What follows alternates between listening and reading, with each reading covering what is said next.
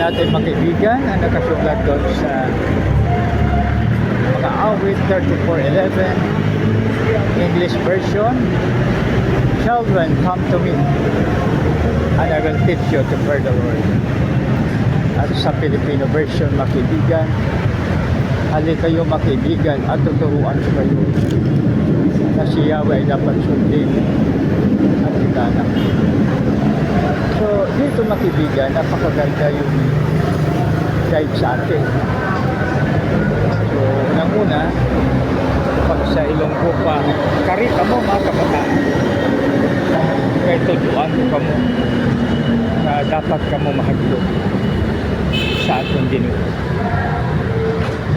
So yan po ang pag sa Ilonggo, no? Sa Tagalog, halika kayo mga kaibigan at tuturuan ko kayo si Yahweh dapat sundin.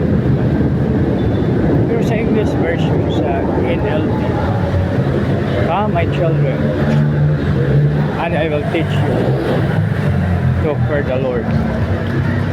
So kung siya mga kaibigan, no? Maganda talaga. So una, fear, magkaroon ng takot. Pangalawa, sumunod. Pangatlo, gumalang, no? So ibig sabihin yung dalawa na dagdagan ng isa. So ito ang advantage mga kaibigan pag tayo ay gumagamit ng iba't ibang version at iba't ibang lingwahe, no? So maganda siya.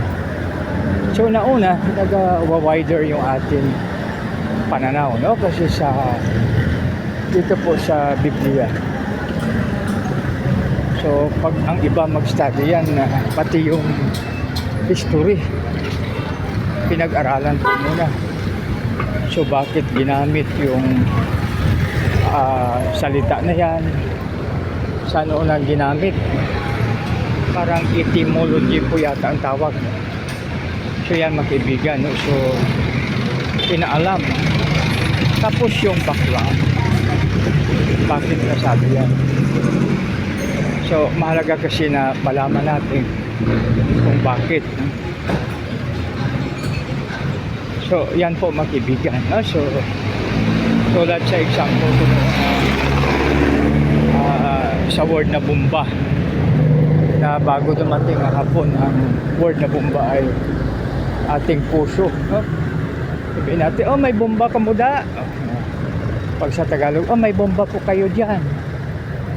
So yan po mga kaibigan, no? Dahil nagbabago ang kahulugan ng masalita depende sa panahon.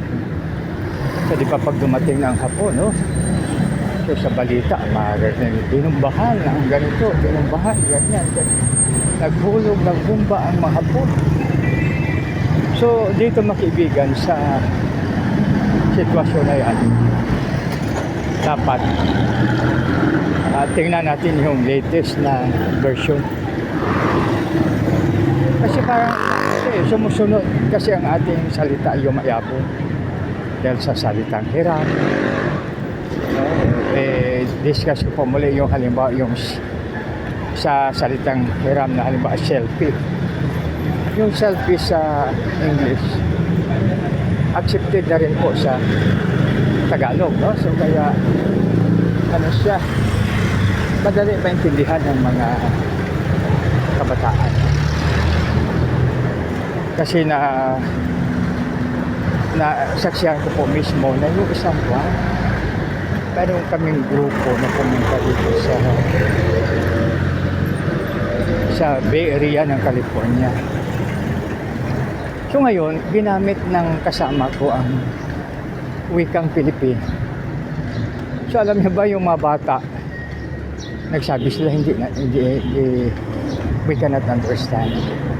Kasi yung mga parents nila, of course, no? Hindi nila makalimutan ang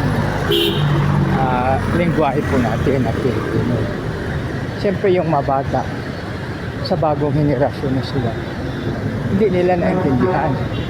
So maaring sa mga aksyon, so, pero doon pa rin sila, no? Dahil doon po mismo ako. So doon yun sa Bay Area, California. So ngayon yung mga bata, nakaano lang,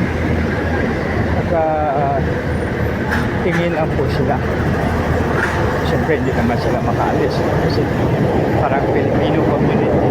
So, yan, no? So, yan, mga kaibigan, no? Napakaganda na iba't ibang version ating titingnan, no? So, ang iyong abangin ko dito sa Palengke 97, 2628 Top Avenue, Pasay City.